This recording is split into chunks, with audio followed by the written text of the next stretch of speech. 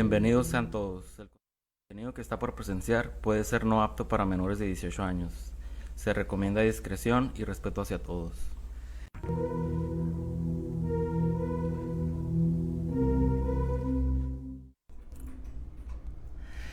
Buen viernes, jóvenes. Este es otro episodio más de Crónicas Terroríficas.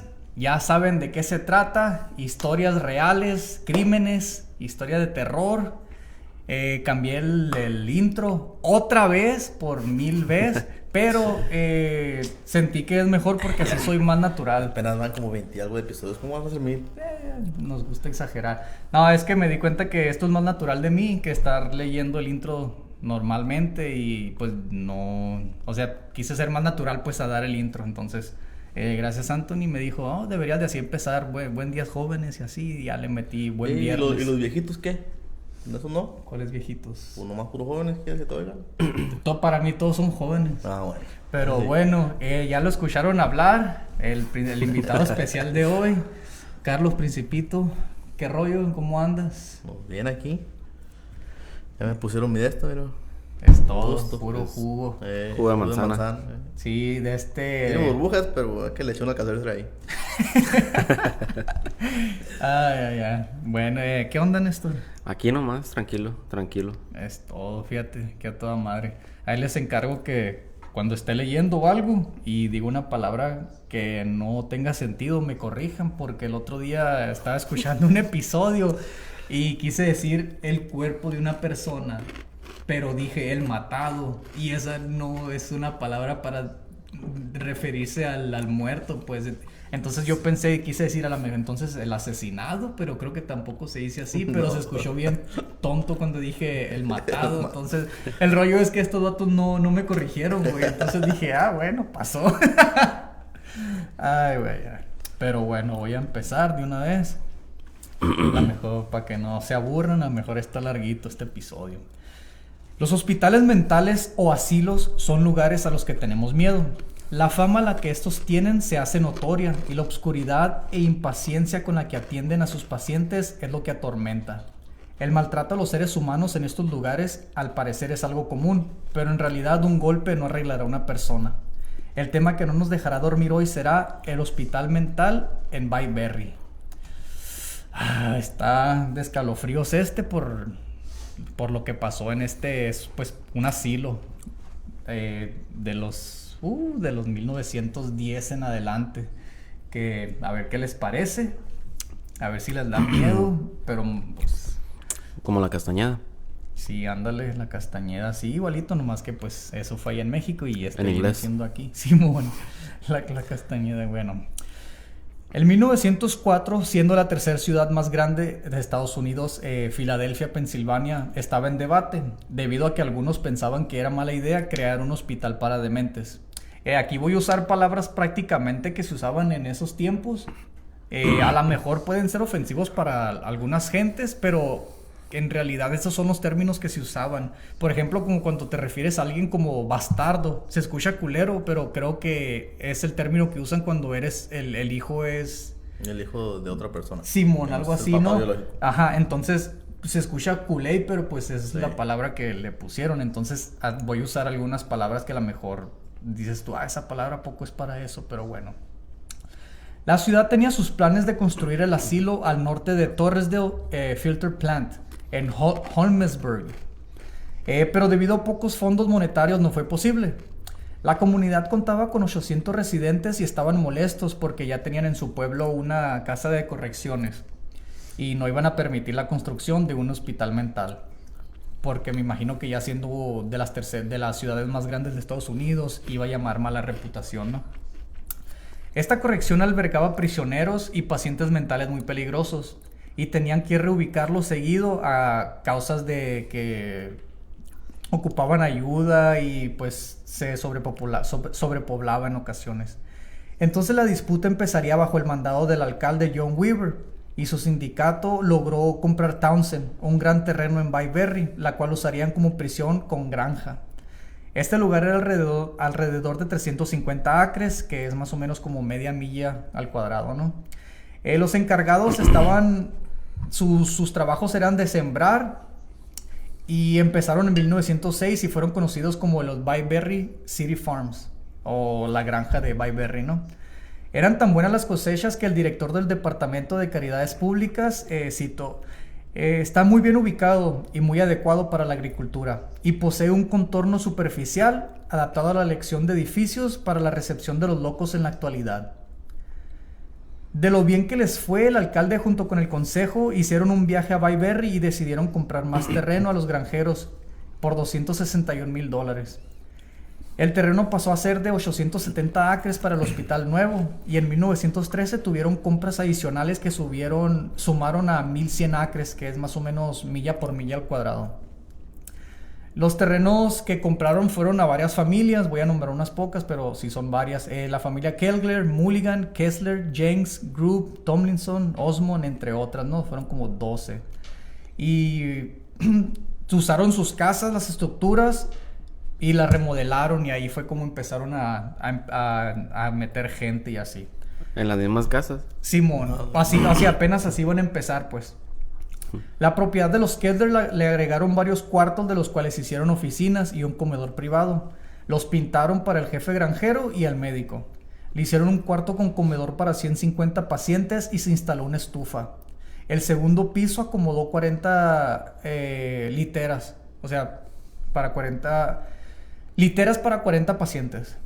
La casa de los Jenks la repararon, pintaron, insolaron y agregaron calefacción y construyeron 2 alas a los lados. De aquí se hicieron lugar para 60 pacientes con tuberculosis. La casa de los Osmond le pusieron techo nuevo, pintaron y convirtieron el segundo piso para acomodar 40 pacientes medios locos. O sea, tenían a los de bajo nivel, medios y los de alto riesgo, ¿no? La mejor parte de toda esta construcción fue hecha por los pacientes en sí, los cuales también construyeron calles y pusieron cercos, plantaron árboles y mejoraron el medio ambiente. Sí, qué loco, ¿no? Quizás fueron responsables por agregar 2 alas más a la casa Halgington, y esta acomodaba otras 150 camas. John Rayburn fue elegido alcalde en 1908 y quedó descontento con varios reportes de Weaver. Entonces se decía que estaba en corrupción el gobierno ese o el sindicato. Pero en 1912 varios reformistas eligieron a Rudolph Blankenberg como alcalde, y el doctor Alexander Wilson fue asistente del director del Departamento Público de Caridad y trabajó con el doctor Neff, quienes crearon el Plan Colonial, el cual consistía de un experimento para ver si los pacientes no tan dañados podrían curarse haciendo trabajos en la granja. El experimento fue un éxito, le ahorró a la compañía mucho dinero en mano de obra, y estos trabajos daban buenas ganancias, que con 282 pacientes se logró hacer la grandiosa cantidad de $30,000. En ese tiempo era mucho. Sí, imagínate. Una inspección en todo el edificio a mando del comisionado Ralph Boone y George Ryan se llevó a cabo. Fueron escoltados por el asistente físico, el Dr. Edward McLean, y el asistente principal de la unidad de tuberculosis, el Dr. Denny, y notaron que los 17 pacientes con tuberculosis no recibían aire fresco. Entre más caminaban, notaron más y más insalubridad en el edificio. Varios hogares eran alumbrados con lámparas de gas, lo cual era muy peligroso porque en esos tiempos era muy común de que se incendiaran las casas porque eran de madera, paja y todo eso. La casa Mulligan carecía de plomería y no tenía baños. En 27 residencias los pacientes usaban cubetas de metal para ir al baño. Los almacenes de comida estaban llenos de hoyos y resultaban en grandes pérdidas con las ratas. Y aparte la leche estaba infestada de moscas. La casa Tomlinson tenía el sótano inundado y los pacientes lavaban su ropa en el río. Los resultados de la inspección se recomendaba que tenía que contratar a tiempo completo y bien pagado a superintendentes, al igual que camareros y gente de mantenimiento. La mayoría de los pabellones contaban con los requisitos para seguir operando, y recomendaron que varias estructuras fueran derrumbadas y reconstruidas con nuevo y resistente material. Lamentablemente existió un grupo llamado The Gang, que siempre buscaba maneras de manipular el sistema sin importar ser corruptos e ignorar los reportes. La gang tenía afiliados en el sindicato, el gobierno, y manipulaba la política. Los inspectores se cansaron y frustraron de esto y tuvieron que darse por vencidos. La gang era un comité donde estaban encargados Israel Durman, que controlaba demasiado el Capitolio, los hospitales y entre otras cosas como lo del agua y eso, pues del gas y esas cosas. ¿Cómo se llama? ¿Las comisiones? ¿Sí? ¿Comisiones? Utilidades. O las utilidades, por comisiones de luz nomás, creo, ¿no? O son... y fue un albañil cuando en sus tiempos más joven y fue elegido en 1885 como juez, y ya en el 1897 fue elegido senador, y así empezó a escalar, pues. Entonces empezó a crear un imperio y prácticamente se hizo de los meros meros, ese que traía el gang. Entonces tú sabes que en los pueblos de antes el que tiene más dinero prácticamente es el que manda, pues. Sí, todavía. Sí. El doctor Jeffrey Jackson era el encargado de Blocky, que era otro hospital de dementes. Se graduó de Jefferson Medical College en 1906 y la gang lo reclutó prácticamente para que se hiciera cargo del hospital ese. Jackson visitaba las colonias día a día y creó un sistema que hizo funcionar mejor como institución y menos como campamento para vagabundos. Construyó una central eléctrica temporal y comenzó a suministrar calor y electricidad a la mayoría de las casas. Comenzaron los trabajos en la planta de tratamiento de aguas residuales y se colocaron líneas que las conectaba con las casas. Jackson estableció nuevos departamentos dentro de las colonias y reagrupó a los pacientes y contrató asistentes. Podemos creer que en realidad Jackson sí estaba en buen camino, pues. O sea, sí estaba siguiendo los pies de la letra de los inspectores lo que querían. Pero a la gang ya se le había hecho muy difícil manipular las investigaciones, los folletos, entonces ya casi no le estaban dando quebrada. Entonces este vato se empezó a odiar la posición, así como que no me estás dejando hacer mi trabajo, ya como que se empezó a fastidiar. Se van a dar cuenta en el transcurso que estoy contando la historia que este hospital pasó por varios encargados superintendentes. Por lo mismo, porque no lo dejaban hacer el trabajo y gente que entraba, ahorita van a ver. Pero surgió un rival, The Machine, que era otro grupillo ahí que estaba encargado, conformado por James McNichol, William Bear y Boyce Penrose, quienes estaban haciendo las cosas bien al sur de Filadelfia con otros así hospitales y cosas así. Llegaron a apoderarse de la área y lo consiguieron, pero estaban así en choque también la gang y luego la Machine, la gang y Machine. Esto llevó a la creación de un nuevo hospital para evitar la sobrepoblación con $3 millones. Y una carta expectativa que fue del Dr. Neff a Philip Johnson, que fue el arquitecto, citaba unas casas para acomodar a 25 varones idiotas y otras 25 hembras. Una para 96 imbéciles menores de 20 años, otra para mayores de 20, una para más o menos imbéciles menores de 20, con un total de 268 camas. Así separaban el tipo de locura, idiotas, sí, imbéciles. Simón.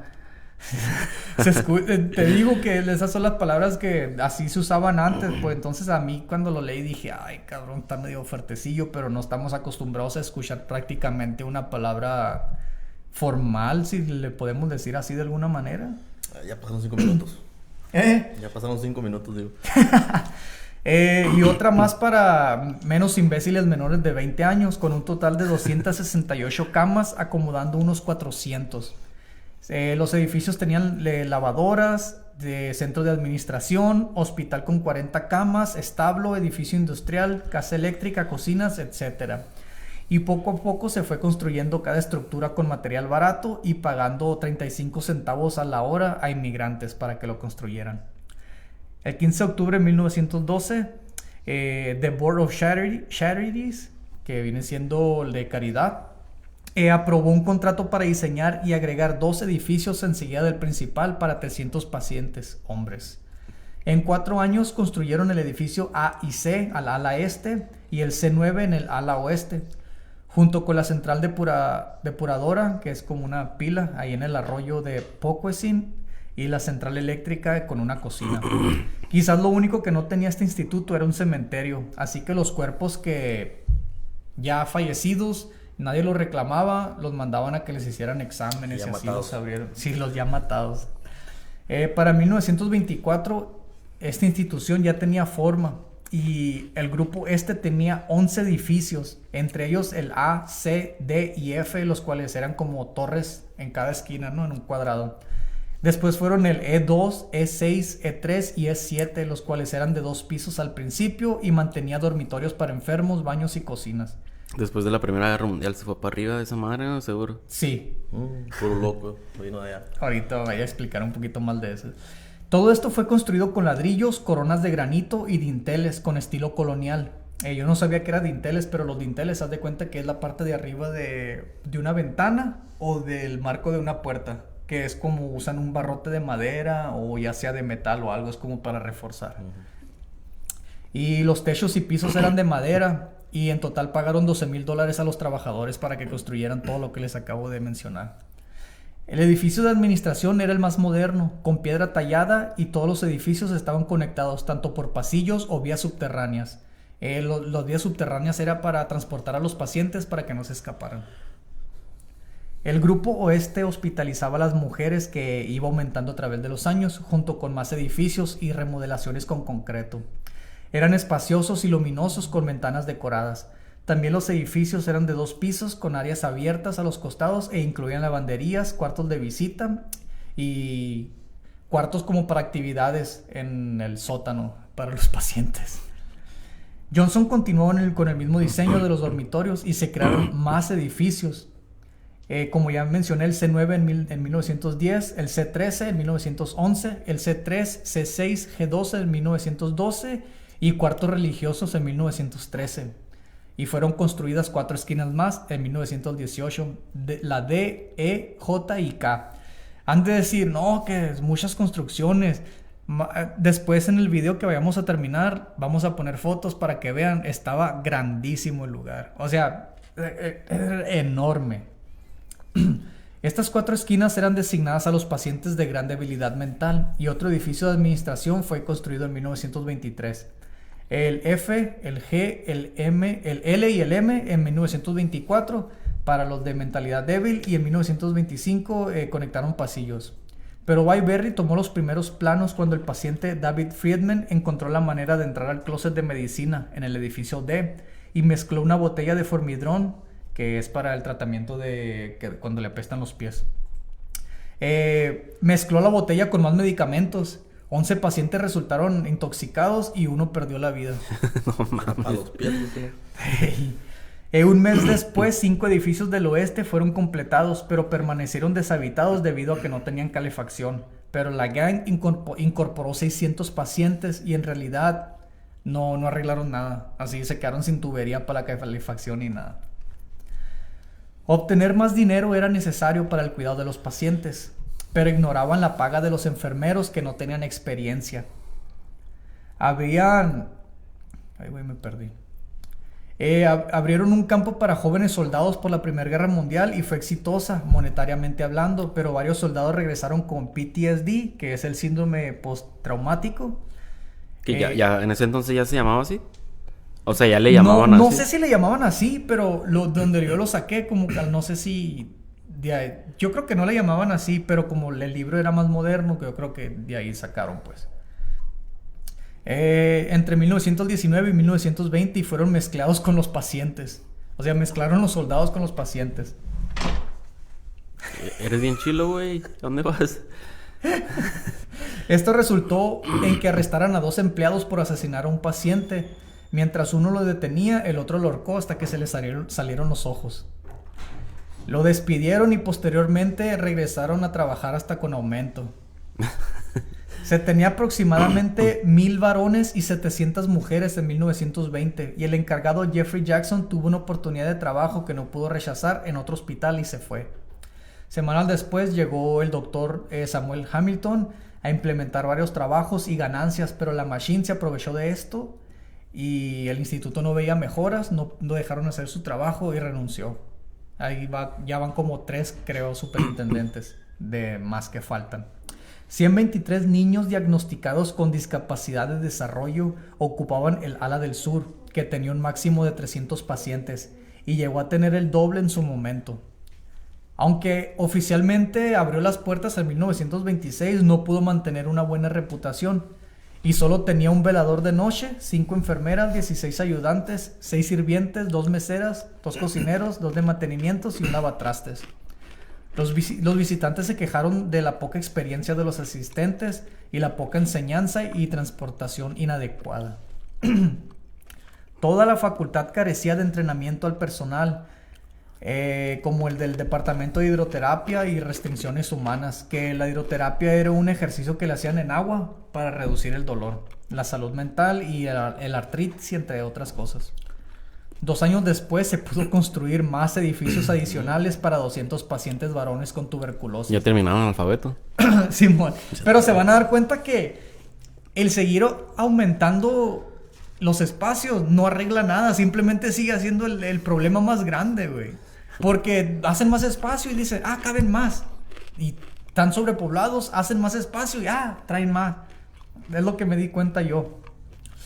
Siempre se mantuvo una guerra entre Gang y la Machine, y en esta ocasión Gang no dejó trabajar al Dr. Barr y su mano derecha Steven Smith, quienes en realidad tenían buenas intenciones de mejorar el lugar. En una ocasión despidieron a un empleado por alcohólico, lo contrataron un año después, lo volvieron a correr por comportamiento inadecuado contra pacientes o visitas, así pues se portaba mal con las visitas o los pacientes debido al alcohol.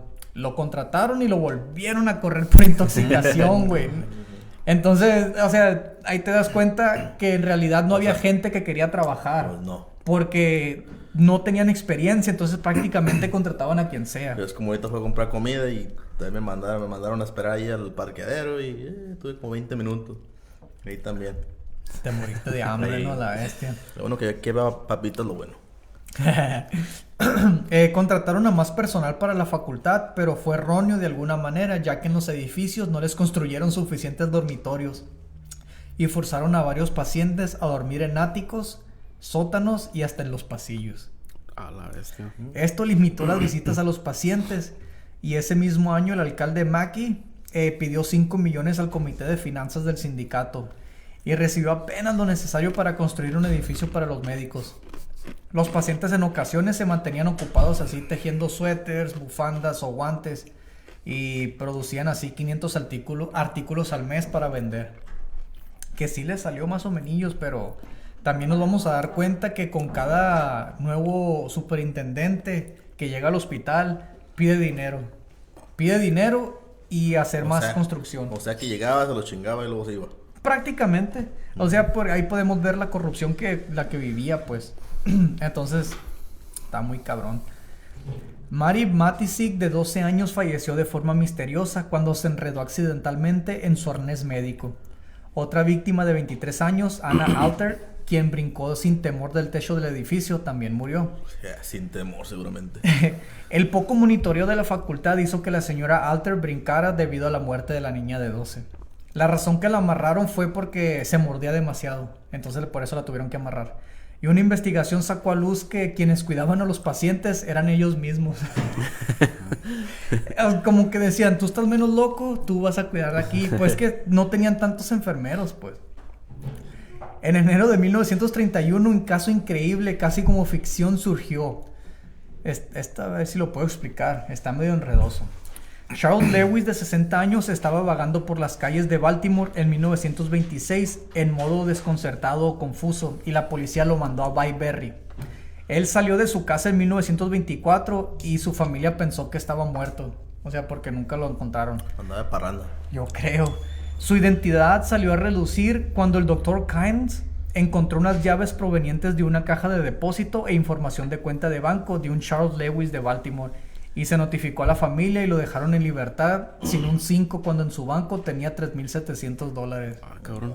Y dicen que fue una movida muy biberiana por corrupción y eso, pues ratas.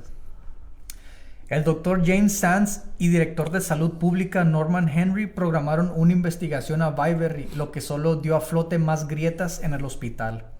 Se dieron cuenta que albergaba 5,000 pacientes para solo 15 médicos aptos para curar. En el caso de las mujeres, solo 2 médicos para 2,300 pacientes, pero solo 216 ayudantes tratando de aprender. El encargado de medicina solo trabajaba unas cuantas horas al día y solo había 3 hidrotubos para las pacientes y 6 para los hombres. Todos sabían lo sobrepoblado, pero aún así la manipulación y corrupción estaba al frente. Todo era terriblemente administrado y simplemente cuando se les pidió el inventario de 1929 respondieron que desapareció. Curiosamente apareció 2 años después. Así locos. De la nada, Simón. No sé. ¿Cuál? ¿Cuál inventario? El inventario mostraba que se invirtieron $24,000 en artículos y alcohol. Y fue notorio que el médico, el doctor Samuel Gordy, ganaba $4,000 al año. Les vendía licor a quien sea, colegas de la facultad, inclusive hasta los mismos pacientes. Era cuando prohibieron el alcohol ese tiempo, ¿no? Simón. Entonces, era cuando apenas empezó a regresar la prohibición. Sí. No fue el único destituido. 12 miembros más corrieron con la misma suerte. Y sabiendo que estaban sobrepoblados, el doctor Sand pidió 2 millones más para poner todo al tanto y 10 millones más para construir más edificios. Que ya va a ser AA y AB, AC y así. Hubieran construido gente que lo ocupaban. Güey, no mames, güey. Quizás el mayor avance fue en la Gran Depresión con el movimiento del presidente Roosevelt, quien mandó a construir banquetas, pavimentos, canales de agua y se mejoraron varias estructuras y tiendas. Gracias a estos avances se logró completar los edificios de 2 pisos con el techo angular y las tejas que eran de barro. O sea, se miraban elegantes. ¿Hay techo ahí? Épale. Sí, ¿no? Una estructura muy básica en alas alrededor con 130 camas, una puerta trasera doble que lleva al elevador para acceso de los médicos. Tenían biblioteca, farmacia en el sótano y creo que hasta área de jugar boliche tenían. Que hay una foto que estaban jugando boliche. Y recibieron una... ¿Quién ganó? No sé, el menos loco, yo creo. O el más loco que tiró todas así tirándolas a lo güey, ¿no? Recibieron donaciones y la más grande fue de $65,000 que usaron para otro edificio de ladrillo con 70 camas para niños enfermos o con necesidades. Aún así seguía estando sobrepoblado. Un fotógrafo reportero para Philadelphia Record, Mark Parker, se disfrazó de un empleado de administrador de progreso para ver cómo estaban, a ver si iban mejorando. Y entró a tomar fotos. Duró 3 semanas fotografiando el hospital y las condiciones con las que vivían los pacientes. Cuando se dieron cuenta de lo que en realidad hacía, le pidió, que lo que estaba haciendo ese vato, le pidió a David Wilson que no publicara las fotos, que nomás publicara las fotos buenas. ¿No la puso en Facebook o Twitter o qué? En Metroflog. Todavía en mayo de 1938, Martin Hyman del mismo Post fue contratado como ayudante en el edificio C, donde se tenía alrededor de 300 hombres desnudos debido a la escasez de ropa, usando una Kodak Brownie, que es una cámara pequeña. Se la sostuvo a la cintura, a la altura de la cintura, y tomó varias fotos. Fue descubierto y confrontado y que le dijeron que enseñara las fotos que había tomado, pero logró simpatizar con uno de los supervisores y pues lo convenció y le dijo, ¿sabes qué? ¿Cómo simpatizar? Es que, guacha, simpatizó porque el vato le dijo, ¿sabes qué? Revélale al público cómo están las condiciones y que no nos pagan. O sea, que a él tampoco le gustaba cómo estaba todo. Entonces dijo, ¿sabes qué? No le hace... Revélalas en el edificio D, está más culero, ve para allá, revélalas a la gente y para que vean cómo está el rollo aquí. Entonces en ese edificio todos se ensuciaban constantemente, por eso estaban desnudos y no había empleados que le lavaran la ropa. Agrégale que el edificio estaba todo apestoso a orines y desechos de comida, entonces le apodaron el Rose Garden. Olía orines porque se orinaban allá en el piso y nadie limpiaba. Todo esto creó un cambio de administración y Wilbur Ricker tomó las riendas. Su primera acción fue bajar de 7,000 enfermos a una capacidad de 3,600. A muchos transfirió a otros institutos mentales fuera de Pittsburgh, otros los encontraron ilegales y los deportaron a sus países. Otros los mandó a condados de Pensilvania y no fueron los únicos. También a los ancianos los mandaron a refugios de vagabundos. Samuel Davis Wilson, el elegido alcalde, cito... La limpieza y reorganización incluye transferencias y reemplazos en todo puesto. Agregó que los oficios de los trabajadores se turnarían entre todos para que no pareciera que fuera castigo, ¿no? Para algunos. Me imagino que les había dicho, tú vas a limpiar a hoy y mañana le toca a él y así, ¿no? El 15 de mayo de 1938, el doctor Abraham Bosarjian, perdón si pronuncio el nombre mal, de 33 años, era dentista, Se encontraba dormido en casa con sus 2 hermanas y hermanos. Cuando despertó una noche, tomó un cuchillo y acuchilló a sus hermanos. Seguido de eso, prendió la casa y su mamá murió quemada de 62 años. Curiosamente, años atrás fue admitido a Byberry después de degollar a un cajero en una tienda. Lo interesante es que se escapó varias veces, pero lo encontraban en su casa. Y cuando la policía llegó a la escena del crimen del incendio, lo encontraron que él solo se había apuñalado varias veces en el estómago. Sobrevivió y lo llevaron a Byberry y Ni tan loco, ¿por qué no se apuñaló acá en el corazón? Sí, ¿no? Sí. Sabía lo que hacía, ¿no? Un guardia dice que una vez escuchó que gritó el vato: déjenme salir a terminar mi trabajo, porque se enteró de que sus hermanos siguieron vivos. A la bestia, qué pedo con ese vato. Simón. El Chester Evening Times publicó la realidad de Byberry y no se daban abasto con los sucesos y tenían un 300% sobrepoblado. 200 hombres desnudos en un edificio, 2 pacientes femeniles que salieron embarazadas. La mayoría de los pacientes usaban y compartían la misma vestimenta por meses. Y la muerte de 2 pacientes, uno ahogado mientras lo bañaban y al otro falleció porque le forzaron el alimento. Aparte, la comida era transportada en el mismo vehículo que transportaban a los muertos. Y el cocinero sufría de tuberculosis y sífilis. Entonces, todo eso pusieron, güey. Esto llevó a que el alcalde removiera del puesto a Ricker junto con los trabajadores. Y otro reporte salió a luz impactando a todos con alrededor de 600 muertes al año debido a negligencia e incompetencia de la gerencia. Al vato que mataron porque le estaban dando comida, güey, qué pedo. ¿Cómo que no te gusta el brócoli? Sí, no, se le atoró, yo creo, ¿no? Le dieron crudo, yo creo que estaba bien duro. A la madre, o pasado ya, ¿no? La construcción pues no pasó, yo creo, se murió. Pues yo creo. La construcción de nuevos edificios continuó bajo el mando de Dr. Herbert Woolley, que tenía 25 años de experiencia con el bienestar de las personas. El Estado pasó a hacerse a cargo del hospital y se mandó a traer un grupo de músicos para ayudar con las terapias, el cual dio buenos resultados. Hizo público las fachadas de Byberry, lo que pensaba hacer, y las regaderas eran pocas inadecuadas.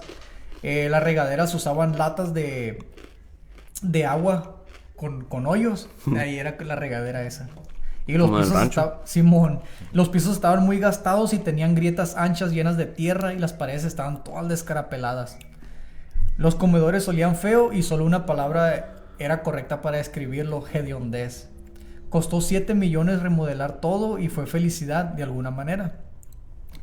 Pero 7 asesinatos ocurrieron en 2 meses. Bestia. Cuando el coronel Charles Hirsch, que me imagino que era el de la morgue, investigó sobre los asesinatos, nadie le quería decir nada por miedo. Nomás escuchó uno que otro empleado, escuchó de los pacientes que acá murmuros así, que a un empleado le decían el azotador de Byberry, que fue campeón de boxeo y usaba su fuerza para controlar a los pacientes. En marzo de 1941 se publicó una devastadora golpiza donde 4 empleados fueron arrestados y enjuiciados por asalto agravado y homicidio involuntario. Las víctimas de los que les conté fueron Jacob Nonamaker, David Shodonowski, William Williamson, Grant Wimber Lee y John Smith. O sea que dijeron, lo maté sin querer queriendo. Yo creo porque Washa dirá, dice, todos llevaban moretones, costillas fracturadas y sangrado interno. A la madre. John Smith le comentó a su hermana que ya le habían golpeado antes, que lo pateaban y pisaban, y eso ayudó más o menos a que William Cotinis, que era el azotador de Byberry, lo iban a meter a la cárcel de 3 a 4 años, pero se declaró culpable y valió madre, lo metieron por 1 año. Otros 281 empleados fueron despedidos por abuso y maltrato y unos por llegar borrachos. No creo. En 1942, 2 cuáqueros que son de una religión de allá, Warren Sawyer y Charles Dort, llegaron a trabajar. Caballos. Yo creo. Llegaron a trabajar a Byberry y quedaron impresionados con la barbaridad del lugar. Fueron testigos de actos inhumanos cuando veían la fuerza que se usaba. Unos eran golpeados con pipas metálicas, del mango de las escobas o incluso con la manguera de bomberos con balines para mantenerlos quietos. Sawyer recordó que también los ahorcaban con toallas mojadas para no dejar marcas. Arthur Sweeney, que era secretario de Welfare, dijo que las muertes de cada semana era normal por las condiciones con las que estaba operando el hospital. Uno de los pacientes logró zafarse un día de su arnés, agarró una cuchara, le sacó filo y se le encajó en el cuello a otro paciente. En una de las veces que se le encajó, arrastró la cuchara para abajo por una pulgada. A la madre. Estando adentro. Pero es normal, no hay pedo. Eleanor Roosevelt, que fue cuando fue la primera dama, llegó a pensar que las fotos eran del campamento de concentración de los nazis, de lo culero que lo estaban. Y en 1946 se les escapó uno de los pacientes o presos más peligrosos, Charles Watts, de 32 años, que persiguió a una mujer, se metió a su tráiler y estaba a punto de violar, pero logró el vecino y el esposo detenerlo. Entonces no pasó a mayores. Y aunque varios atroces sucesos ocurrieron en el hospital, este seguía activo, con más edificios en construcción que otros 8 millones. Edificios de 4 pisos con cuartos para pacientes, porches, cuartos de actividades, laboratorios, cuartos de tratamientos, entre otras cosas que ya les mencioné antes. Todos estos fueron avances, pero seguían sufriendo. Y el coronel Joseph Ominsky recibió su 5º paciente en 6 meses, que fue otro. Y su autopsia reveló hemorragia interna en el cerebro a causa de trombosis coronaria, que fue de ataque. Max Cramond, de 73 años, fue encontrado en el suelo con un labio hinchado, moretón en el ojo, nariz y frente y cortadas en su cuero cabelludo. Las investigaciones eran tan frecuentes que en realidad ya no pasaba nada. Ya decían, mira otro, se está arreglando el problema, ya son menos. El futuro de los pacientes religiosos en busca de Dios estaría por cambiar en 1962. Los problemas de Bayberry incrementarían debido a tener 2 edificios de alta seguridad para pacientes, y el Estado aprovechó y acomodó a criminales de alto peligro, como lo hacían en el edificio B. De perdida 400 eran criminales en custodia por asesinatos, y una vez que fueron encontrados culpables no iban a la cárcel sino al hospital por razones de insanidad. Como que era la... O sea, que se hacían locos nomás para Simón, es lo que te iba a decir. Exacto, y ahí pues a veces escapaban, pues ya estando ahí. Más fácil ahí que en la cárcel. Exacto. Según estos edificios de máxima seguridad, el N8 y el N9 tenían las ventanas protegidas con marcos gruesos de mosquiteros para prevenir que se escaparan. 11 pacientes se escaparon por las ventanas en abril de 1962. Y el doctor Sielke, que es otro que pasó a ser superintendente. Cito, estos son psicópatas que llevan consigo más cómplices, son muy batallosos e inteligentes. No estamos físicamente equipados para controlarlos. El problema ahora era combinar un hospital con una prisión. Con esto, en noviembre del 65, después de 25 años de su vida dedicados al hospital, renunció, y Grace Sloa, auditor general del estado, atacó el hospital y al doctor Sielke diciendo que solo utilizó a los pacientes como sirviente y que había récords de que su guardia a veces le llevaba huesos al perro del doctor. Entonces como que querían decir que eran... ¿Qué se hacía el doctor, güey? Quieren decir que... Como que querían decir que los huesos eran de los pacientes. Uh-huh. Entonces como que los mataban ahí según y eso. Y también concluyó que el número de prisioneros que se le escaparon del 1 de enero al 22 de agosto fueron 337. Ah, chingado, ¿que no eran 400? ¿Los que había? No, esos eran los criminales que llegaron. Pero ¿En eso, cuánto tiempo? Pues fue del 1 de enero al 22 de agosto. Fueron 8 meses. Los desaparecía. Escuché que unos escapaban y había un río en el río del Porquesín que estaba afuera, y unos se ahogaban ahí y así. Pues estaban locos, pues. O sea, pues no, yo creo que no sabían nadar, ¿me entiendes? Doctor Daniel Blaine fue quien aguantó los primeros 100 días del trabajo más difícil del mundo, y en octubre de 1966 fue que fue otro superintendente que, ya se imaginarán, pidió más dinero para más edificios. Una de sus metas fue reducir el personal de pacientes de 5,800 a 1,000 en un año, el cual logró hacer de 6,100, que entraron más, a 2,600. ¿Tener más edificios y menos gente? Tenía más edificios, más pacientes, pero menos empleados. Oh, ok. Sí, se estaba tratando de deshacer de los pacientes para que más o menos... balanceara, Porque pues, prácticamente, güey, era un médico como para 300 güeyes, güey, yo creo. Entonces, o menos, pero es Así que... está las escuelas ahorita. Ah, Un maestro para ándale. como 100, yo creo. Y sí están medio loquillos también, ¿no? Los niños. Representantes del condado de Bucks, Milton Berkes y James Gallagher, llegaron a revisar el hospital. Visitaron el edificio S1 donde los empleados etiquetaron como Snake Pit o Pozo de Serpientes por el mal olor que les llegaba así al entrar al hospital, al edificio, perdón. Y cuando entraron al cuarto no podían creerlo. Vieron cientos de hombres en un cuarto, unos acostados en bancas mirando al techo, mientras otros escondían sus rostros en sus caras. Rápidamente el Dr. Blaine explicó cómo Bayberry era el hospital más grande del estado con un nivel muy bajo de fondos por paciente, que prácticamente eran como $8 por paciente lo que tenían para mantenerlos, como Sí, quien todo, dice. todo le meterlo a los edificios. Simón. Y te daban todos bien culeros porque ahorita Sí. que vean las fotos van a ver que, bueno, hay una que otra foto que sí está las paredes descarapeladas. Esto hizo que cerraran el Snake Pit, el edificio W6 y el 7 para remodelación de más tabiques y alambre de púas para los Porsches para que no se lograran ¿Tienen escapar. carros también? No. Porsches. No, o sea, Oh. los Porsches para cuando sales de tu cuarto. o algo, sí, pues. sí. No me asustes. Dije, "Ah, chinga", entonces, para los pacientes violentos del S1 y S2, que tenían 550 pacientes que eran violentos. Pero se les olvidó algo, no tenían tantas luces en todos los lugares. Había una que otra luz, pero no alumbraba demasiado. Estaba tan gacho que una empleada fue abusada sexualmente al regresar a su pupilo. Y gastaron $250,000 en 286 lámparas de mercurio vapor en postes de metal. Aunque logró construir más edificios, poco a poco dejó de ir al hospital. Y entonces su brazo derecho, Franklin Clark, se hizo cargo. Sí, huevo. Otro superintendente. Y pidió más feria. Y pidió más Y feria. más edificios, Y dice, más- seguro. Seguro que sí. ¿En qué letra van Irán ahorita ya? Pues ya dije la S a la vez. Fue bajo el mandato de Franklin Clark que se vendrían días oscuros, como el recorte de personal de 373 empleados debido a fondos para mantenerse en 1974. Esto llevó a vender terrenos del hospital que les estaba costando y no los usaban. Entonces, en uno de los lugares que vendieron de los acres, hicieron el Parque Benjamin Rush. Uno de los dueños que compró el terreno descubrió el esqueleto de un paciente de 64 años, Gordon Smith, en un área con árboles.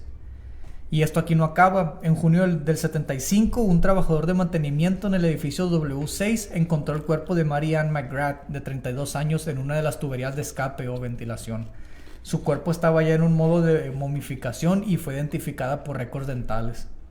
Ella duró 9 meses perdida y fue paciente durante 13 años, de ahí de Bayberry. No importaba cuántos empleados nuevos tuviera, este lugar ya estaba marcado con la corrupción con la cual se creó. Pero su población iba disminuyendo junto con los terrenos donde estaban los pacientes, tanto que en octubre de 1981 solo quedaban 840 pacientes y mensualmente unos 60 o 70 pacientes eran transferidos a otros lugares donde cupieran. O sea que estaban sobrepoblando otros hospitales a la bestia. Aunque pensemos que en el hospital estaban siendo maltratados, hubo algunos que fueron liberados, quienes sufrían de esquizofrenia o psicosis y cometieron suicidio días después. Y aquí estuvo otro superintendente, la doctora Earlene Houston. Más edificios. No, aquí ya iba disminuyendo eso. Ella le daba a elegir a los guardias 10 pacientes, así como que le decían a los guardias ahí que había según cuáles eran los menos peligrosos. Y ya los que elegían los dejaban ir así. Como para ir disminuyendo más Oh, la madre. el número de pacientes. Y pues se lo dejaban ir a los familiares, amigos o quien los quisiera. O hay unos que nomás estaban vagabundos.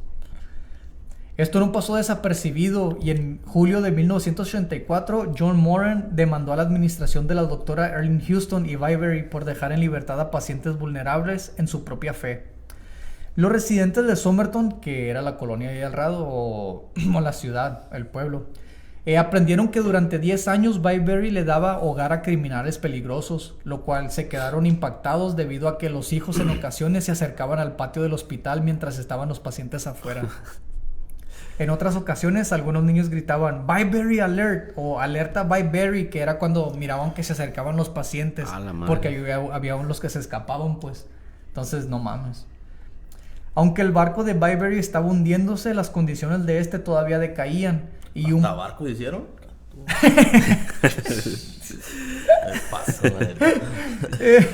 El plan para cerrarlo estaba avanzando. Bernie Ellerkamp, que era el tesorero de la Asociación de Enfermeros, fue el que reclutó ayuda para hacerlo, pero Edna Carl, que era presidente de la Federación Americana de Empleado, peleaba por mantenerlo abierto. Pero con John F. White, secretario del Bienestar, junto con Martha Kisserly y Stella Richman, se encargarían de cerrarlo. Stella Richman era creyente del tratamiento comunitario y de la experiencia para los pacientes, así, pues, o sea, que prácticamente estaban protegiendo a los pacientes porque todos se estaban enterando de cómo estaban siendo tratados. Para 1986, las condiciones y sucesos de Byberry, el número de empleados también fue disminuyendo y junto con las pacientes se quedaban igual. 100 enfermeros para 600 pacientes que regularmente tenían que amarrar a las camas a los pacientes, ya que la mayoría eran delincuentes y los que no alcanzaban a amarrar desataban los amarrados. La mayoría de los pacientes conscientes daban sus opiniones y comentarios de lo mal que eran tratados, y con esto el secretario del Estado, John F. White, anunció que el cierre del hospital estaba a meses de clausurar. Dijo que de 12 a 18 meses ya lo iban a clausurar. Entonces, en ese transcurso todavía era súper difícil hacerse cargo. Y lo que sufrió Anna Caroline Jennings, que fue abusada sexualmente y físicamente cuando era chiquita, hizo que le naciera el PTSD, que antes no existía. Pero... ¿Cómo le nació? ¿Eh? Que no existía.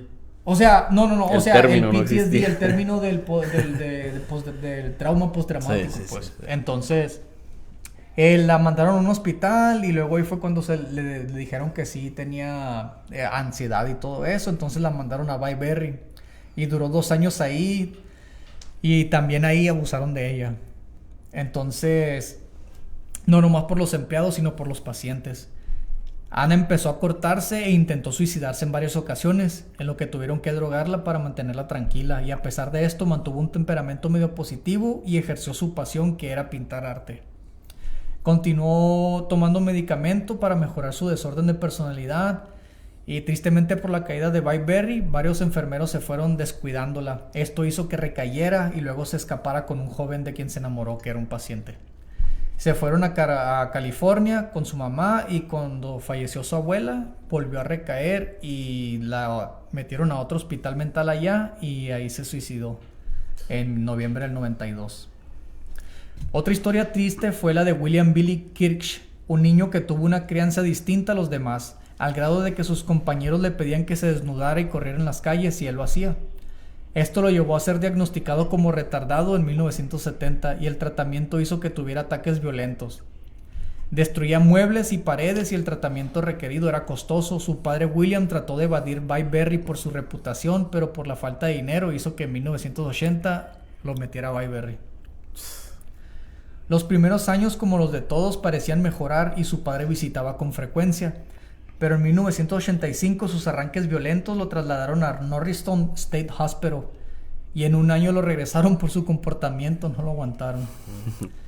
Tuvieron que sujetarlo con un arnés de 5 puntos a la cama por 14 meses, y cuando William se enteró de esto, demandó a Byberry, y eso ya prácticamente hizo que cerraran sus puertas. Quedaron pocos empleados de limpieza, unos cuantos de mantenimiento, y se quedaron uno que otro enfermo, quienes ya nadie los cuidaba a los enfermos. El 2 de enero de 1988 se encontró el cuerpo de Lonnie McGreely, de 58 años, quien llevaba perdida 3 días. Murió congelada por el frío en las afueras del hospital, resultando que los empleados pusieran candado a las puertas y una póliza de mantener la puerta cerrada siempre. 10 días después, afuera de la puerta, fue encontrado el cuerpo en la nieve de Carmelita Rocco, de 71 años, quien salió caminando después de cenar la noche anterior acá. Como que estuvo muy raro. Y es difícil de ignorar la realidad porque, de alguna manera, ¿cómo se te va a perder alguien? Simón. O sea, ya no quedaban muchas personas, o sea, ya estaba cerradas las puertas, o sea, ya no estaban permitiendo a nadie entrar. Entonces los pocos que quedaban era para que pasara el tiempo y se fueran yendo o terminar sus terapias o lo que sea. Entonces, ¿cómo es posible de que se te vaya a perder alguien, me entiendes? Los residentes de Somerton estaban hartos de las historias de terror y estaban hartos también de mirar en sus jardines a los pacientes y a veces los veían ya muertos en sus jardines.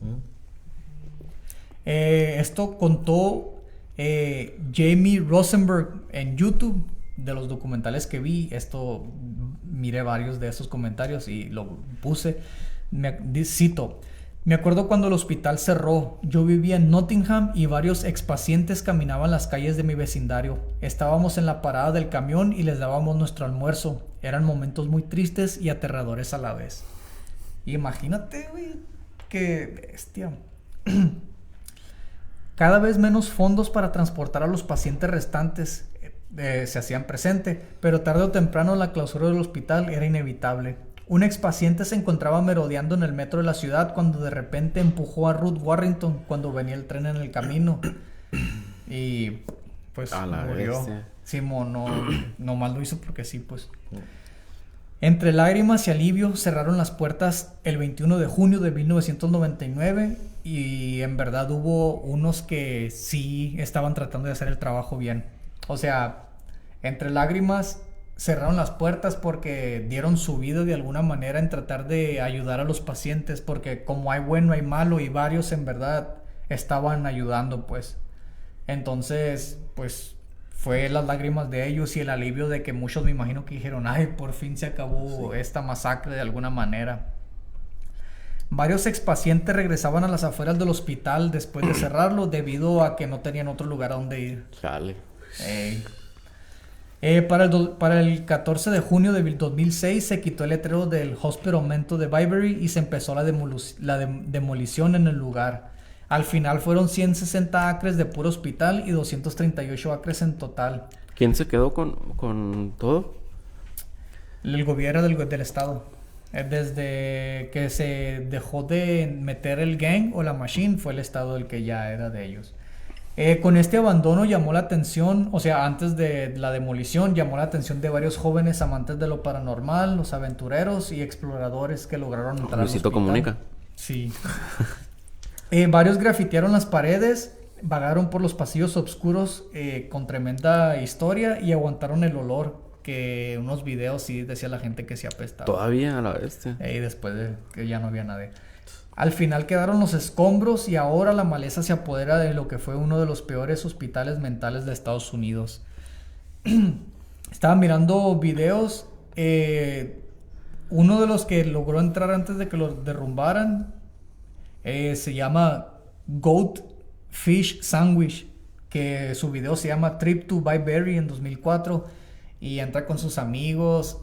Y por una parte del hospital, obviamente, pues, está bien grandísimo. Entonces entraron, están por los pasillos, pero como no había luz, en algunos lugares no se ve, solamente cuando están por una ventana o algo, pero es lo que logran ver.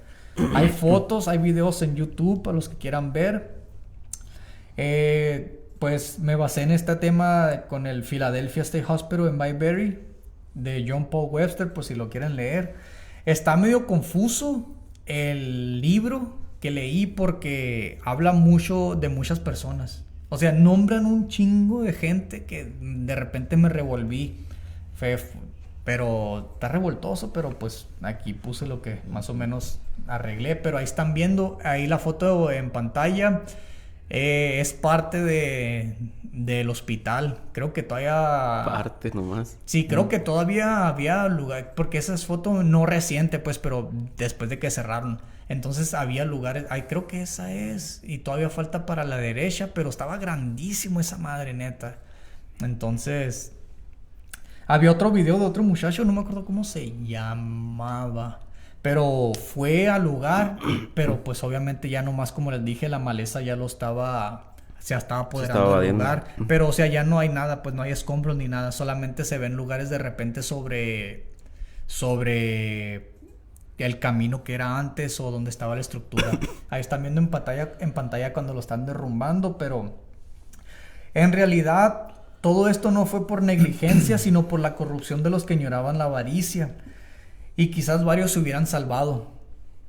La capacidad y experiencia era necesaria para cuidar de otras personas, ya que esto no era fácil. Y en verdad yo pienso que si hubieran puesto el dinero en gente con experiencia, o no precisamente con experiencia, pero si hubieran tenido más empleados cuidando a la gente, lo hubieran logrado.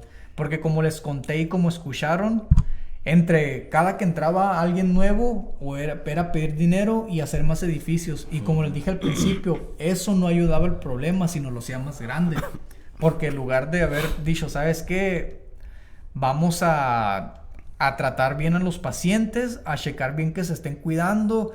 Los que estén en fila, pues no sé, a lo mejor sí estaba bien en crear más edificios, pero la falta de enfermeros, Sí, de empleados. pues empleados se ocupaba, pero pues también yo creo que empleaban a quien sea porque no había tiempo para obtener tantos graduados, pues que en ese tiempo obviamente que no había muchos graduados, me imagino, ¿no? Porque los doctores que estaban de superintendentes eran de que se graduaban aquí, los contrataban de acá y cosas así. Pero también va de la mano con que en esos tiempos cuando que se comenzó a crecer el hospital,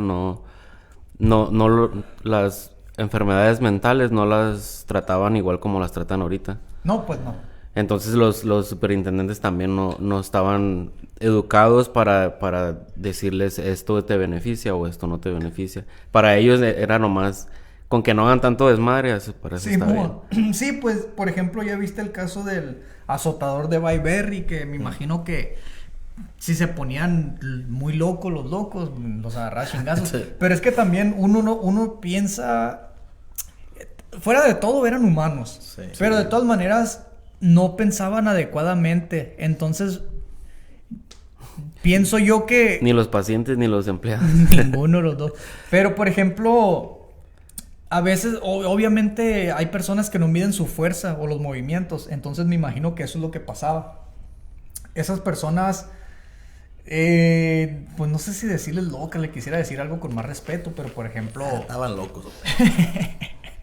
Pero por ejemplo, esas personas ya ves que puede que se hagan movimientos muy bruscos o lo que tú quieras. Entonces era la forma de ellos reaccionar, me imagino, ¿no? Los agarran a golpes para ver si se Pues calmaban o algo. Es como un niño, pues no sabe medir su fuerza, Exacto. pues. Te pega, tú le pegas en que y él... Ándale. Entonces me imagino que es lo que pasaba. Entonces por eso los amarraban muchas veces. Entonces por eso hoy en día existen esas chamarras, ¿no? De presión, compresión. Entonces por esas razones yo creo, aunque ahora siento yo que sí ha de ser más fácil. No he ido a un asilo, pero Se supone que estamos más educados. se supone que aunque la mente pues siempre reacciona como le da la gana, pero sí. Entonces también varios comentarios en YouTube leí de que mucha gente cuando vivía por ahí ya pasaba en bicicletas ahí, dice que sí se sentía muy tenso el lugar. O sea, ya después de eso, pues de tanto maltrato me imagino que se quedaron vibras, pero sí dicen gente, mi papá pasaba por ahí, me contaba historias y cosas así. Pero imagínate qué raro sea de sentir que te asomes por la ventana de tu casa y veas un chorro de locos acá. O sea, no sé, de repente sí a dar desconfianza. O por ejemplo los niños que se acercaban al hospital, o los pacientes que se acercaban acá cuando estaban los niños afuera. No mames, leí que los papás le decían a los niños, si no te portas bien te voy a llevar a Bayberry. Era ahí viene el cucuyo, ahí viene el Kike o cosas así. Ese era su para que se pongan quietos, güey. Pero Está cabrón la historia. si quieren saber más, ahí está el libro que les dije, el libro de Bayberry. Tal documental también de Bayberry, Final Asylum, si lo quieren ver, son 2 partes. No hay mucha información de este asilo, pero sí hay más información de cómo trataban a los pacientes. Y estoy casi seguro que a muchos los calmaban con ataques de electroshock. Estoy casi seguro que a muchos los calmaban así. Era lo que más usaban, yo creo. Sí, yo creo que Más sí. fácil. No leí en ningún lado que lo hacían, pero estoy casi seguro que sí lo hacían. Pues sí. Pero sí, también como les dije, algunos los encontraron ahogados en el río y cosas así, pero está cabrón. ¿Qué piensas del tema, Principito? ¿Qué te impresionó? ¿Qué te gustó? ¿Qué te llamó la atención? Todos los edificios que hicieron. A Yo nomás, ver, si se va a acabar esto, bueno, todavía falta. ¿vas a ir al baño otra vez o no? No, pues sí, también, pero nomás pregunto. Ya casi, vamos a ver si mi mamá, la productora, puede poner otra vez las fotos para más o menos Pues explicar. yo antes de ir al baño, porque ya se voy a ir, nomás No, quería si quieres, decir, si quieres. nomás quería decir que cura dijo loco y estaba solo. Ahí la foto que están viendo en pantalla era uno de los cuartos. Sí están ahí desnudos. Fue de los cuartos pues que no tenían ropa, que carecían de los empleados que la lavaran y cosas así. Esas son uno de los tantos cuartos que tenían varias camillas para los pacientes. Ya como ven, pues están tope con tope. Ahí hay literas a la derecha, pero sí eran bastantes. Ese era el letrero del hospital de Filadelfia. No sé si ahorita puedas poner, Ama, la foto de donde está la pared descarapelada, que normalmente así eran casi todas las paredes, pero muy mal el trato. Y en ese entonces pura de pintura de plomo. Simón, ándale, que todavía hacía más daño, ¿no? A la madre. Pero sí, ahí está foto aérea del hospital y falta todavía para la derecha, pero en realidad... Cuando lees esas historias, tú piensas que fueron hace 200, hace 100 años, güey, pero fueron ni hace 50 años y todavía se trataban así a la gente, pues a los pacientes. Sí, hay otro hospital mental que lo vamos a traer para ustedes en otro episodio, que también estuvo bien cabrón, que era de niños, era de puros así adolescentes. Me imagino que era como una correccional, que ha de ser como no mayores de 18, 16 o algo así, que en otro episodio se lo vamos a traer, que también tuvo casos iguales pero diferentes, y no era de locos, sino que eran de muchachitos malcriados, violentos o que cometían crímenes, y como no estaban en la edad para ir a la cárcel superior, los mandaban ahí para un reformatorio, Sí, pues. para corregirlos. Pues. Ajá, entonces en otro episodio, obviamente no va a ser la otra semana o en 2 episodios más, sino que pues ya que llegue el tema vamos a traerlo, pero sí estaban cabrones esos lugares. Pero ¿a ti, Néstor, qué te gustó? ¿Qué te sorprendió? Me sorprendió las veces que fue el Principito al baño. Fueron 2, hombre. Oye, ni el Junior se atrevía tanto, ¿verdad? Yo sí, yo no me aguanto. No, está muy interesante y como dije... ¿La vez que fue al baño? También. Oh. Como te dije ahorita, a veces lees estas historias y piensas que son de hace 100, hace 200 años y ni hace 50 años todavía estaba pasando esto. Y deja tú, güey, leo estas historias y me entra en la cabeza varias cosas acá que digas tú, que no se me aparezca alguien en la casa porque no seas mamón, güey. Se ríen, pero en verdad a veces leyendo cosas así, güey, te empiezas a meter y... Saca la resortera Y de la volada, mente, güey. y la mente es cabrona. Por ejemplo, en el episodio de Robert Verdela, cuando lo estaba leyendo, güey, no mames, güey, esa madre, si no lo has escuchado, Principito, fue el episodio 26. Robert Verdela fue un asesino en serie, güey. Puta madre, güey. Si miras el video, güey, miras al Néstor y a mi tío, ¿cómo le hacen así? Aprietan, güey, porque se... ¡Épale! Escúchalo, verás, y tú también, verás. Pero ahí está otra de las fotos. Esa foto que está ahorita en pantalla es de las que tomó uno de los que entró infiltrado. Y fue de las que tomó. Allá abajo, a la derecha, más o menos en donde está el pie, se alcanza a ver como un reflejo. Quiero pensar que son orines. Si la ves ahí donde está el pie a la derecha, quiero pensar que son orines. Entonces, está cabrón. Se da. Ey, ándale ese merengue. Están mapeando, yo creo. Están mapeando. Híjole, no voy a poder ver los comentarios. Aguanta. Si es que hay. Pero vamos a mandar saludos. No me deja ver, es que como no estoy en la aplicación. Pero Pero bueno, Principito, ¿alguien que le quieras mandar saludos? Aquí nos traen ya el teléfono. A ver, el teléfono. Yo le mando saludos a que no esté viendo. Es todo. Yo le mando saludos a Torch Red, el pinche Chris, el cuerpo de uva. El cuerpo de Un saludo. cinturita de gallina. Ándale. Aquí Marisabel Ortega y Alicia Delicia Chávez se nos están mirando. Saludos, gracias por mirarnos. Mi tío Alejandro dice buenas noches, morros. Buenas noches, tío. A ver si no le da miedo. Buenas noches. A ver si no le da miedo el episodio. Marisabel dice buenas noches, chicos guapos, muchas gracias. Saludos, Reina, y a todos los de la Reina Radio. Buena suerte con la noche de terror. Ándele, a ver si afuera no vemos a uno ahí. Gracias, Marisabel. Me manda un corazón. Alicia Delicia Chávez dice saludos, Reina, y saludos a todos en el estudio. Es todo. Muchas gracias para los que nos están mirando y escuchando. Y también aquí. ¿Quién? Chaito. Pero pásate a la parte. Oh, estas son otras. Sí, ya. Oh. Estas son otras. María Charito Caro dijo buenas noches, chicos. Piensan que Psiquiatría, yo digo. psiquiatría es una enfermedad real. ¿Tú qué? Pues sí. Pues sí, por algo lo estudian, ¿no?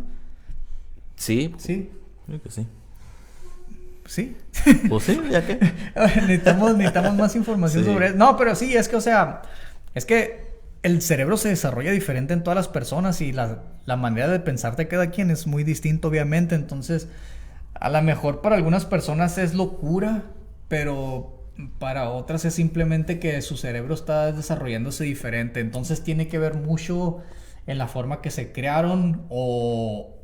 Como dicen algunas veces cuando estás embarazada, la mujer, las cosas que toma, ¿no? Me imagino que tienen mucho que ver para el desarrollo de la persona. Entonces yo creo que todo eso viene junto. O los químicos que el cerebro hace. Que el cerebro... Ajá. Entonces, por ejemplo, traigo a relucir ahorita Richard Ramírez, que fue un asesino en serie. Épale. Cuando estaba él en la panza, su mamá trabajaba en una, iba a decir botería, pero pues en una bodega donde hacían botas, pues, Donde en las una suena mejor. botería. Sí. En una botería. Entonces creo que al estar embarazada, No va a ser como la. ¿Cómo si? No, sí, le la bodega usaba químicos y ella constantemente lo respiraba. Entonces eso ayudó, o no que ayudó, pero pues eso afectó en que esa persona fuera asesina en serie, pues. Y a los hermanos también. Ajá. Entonces, de alguna manera los químicos y todo eso tienen relevancia en casos así de que estén locos, pues entonces la psiquiatría, pues sí. Flor Buelna dice, éale, se les extrañó el viernes pasado. Shh, no digas, por favor. Gracias, Flor. Saludos. A ver cuándo vienes, a ver si... me mandó un tema el otro día que necesito investigarlo. No sé si haya más información sobre el tema, pero está curado. No voy a decir porque como era más o menos poquito lo que miré, pues van a saber qué rollo.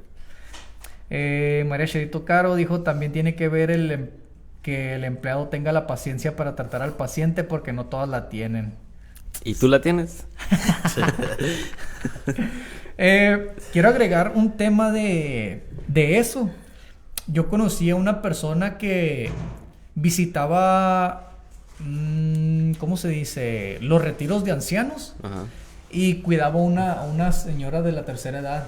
Entonces constantemente le pintaba las uñas, la peinaba y platicaba con ella y todo. Entonces la cuidaba bien y al parecer, no sé, no creo que la señora haya estado loca, pues, pero simplemente es algo parecido a que era no su paciente, pues, pero le tenía paciencia para estar con esa persona, pues, porque a veces las personas de la tercera edad como que son muy acá, ¿no? O sea, no sé, corajudas quizás, pero bueno.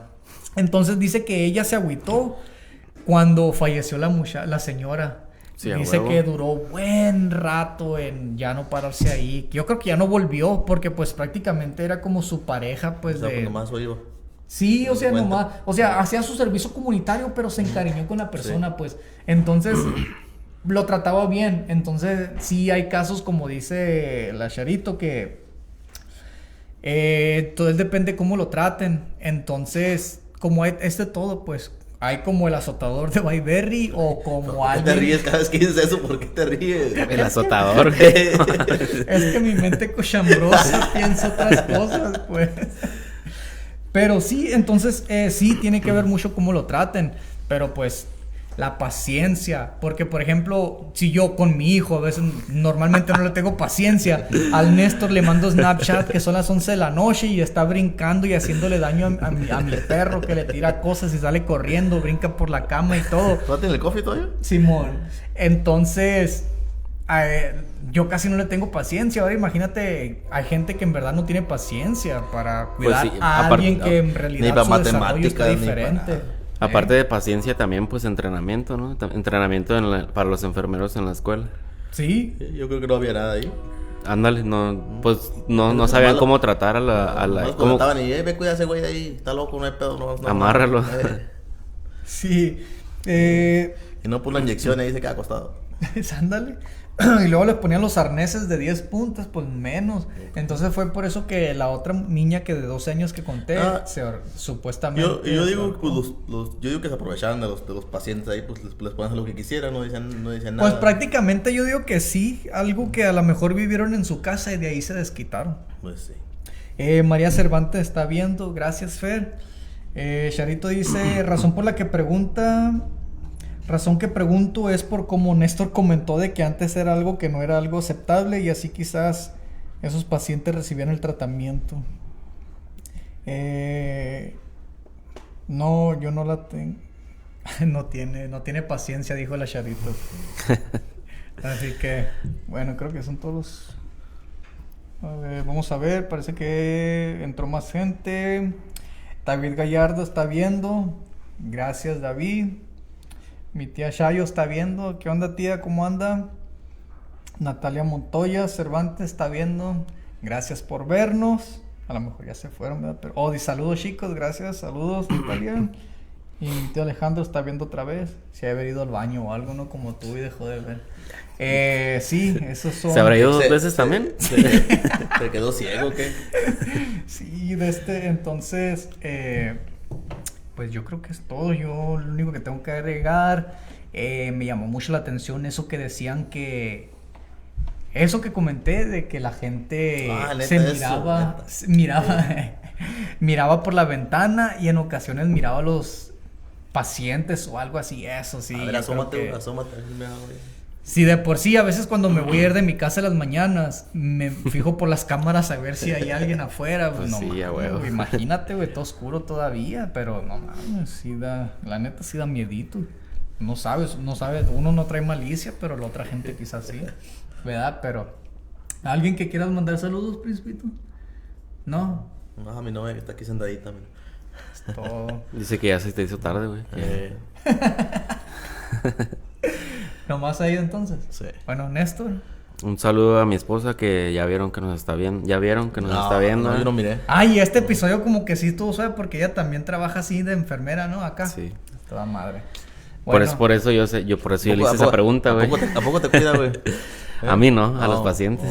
Ándale. Y a la jefa si nos está viendo y si está despierta. Tu mamá, Néstor, doña Mari, saludos, gracias. Yo creo que sí. Pues yo también a mi esposa, a mi papá que vino después de... Ya tiene rato que no venía mi papá. Pero ahí está mi papá César, ahí anda. Mi mamá, ahí anda en los controles. Mi mamá Reina. Creo que es todo. Entonces nos vamos a retirar. Así que si tienen alguna queja, sugerencia, pues ya saben, se la mandan al Junior. Yo creo que en unas 2-3 semanas vamos a estar tomando llamadas telefónicas a ver si quién se anima a llamarnos de los que nos están viendo o los que nos escuchen en Spotify, en YouTube, en Google Podcast, ya estamos ahí también. Los que nos vayan a escuchar ahí y tengan historias, guárdenlas y ya les vamos a estar avisando como en 2 o 3 semanas para tomar llamadas y a ver qué rollo. Les voy a pasar mi número otra vez ya que se acerque la fecha y para que nos llamen y a ver qué historia nos van a tener. ¿Tú tienes una historia que quieras contar ahorita, no? Ahorita todavía no, pero ¿No? sí. Me gusta una, ahí los comento. Bueno, toda madre. Bueno, entonces muchas gracias por haberme acompañado ahora de invitado especial. Lo conocemos desde, madre, Sí. 2005 yo creo. Entonces, Sí. buen camarada. Ya tenía bigote, de hecho. ¿Tú qué, güey? Yo tenía cejas, güey. Siempre. Ay, güey. ¿Quieres dejar tus redes sociales para que te Estaba sigan? lampiño. ¿Quieres dejar tus redes sociales para que te sigan? ¿Tiene O canal de si YouTube haces- también? Yo no Si quiero haces side, ¿Canal side de job, YouTube también? ¿Eh? ¿Tu canal? Nah, estoy bien así. Ah, bueno. Si haces side jobs de aire acondicionado que quieras dejar ahí para que te llamen o algo, ¿no? No, Está muy ocupado, dice. estoy ocupado. Bueno, entonces ya saben, ahí nos quieran escuchar, sigan a lareinaradio.com, Facebook, TikTok, YouTube, Instagram. Sigan al podcast Crónicas Terroríficas, YouTube, Spotify, Instagram, Google Podcast. Y pues nos vamos a ver a la próxima. Así que pase buenos días, tardes, noches. Compartan y se les agradece demasiado. Como Gracias. frutas y verduras. No como frutas, sí. Bueno, sí, pero no las usen para otras cosas. Que nos van a ahogar, nos maten. Gracias.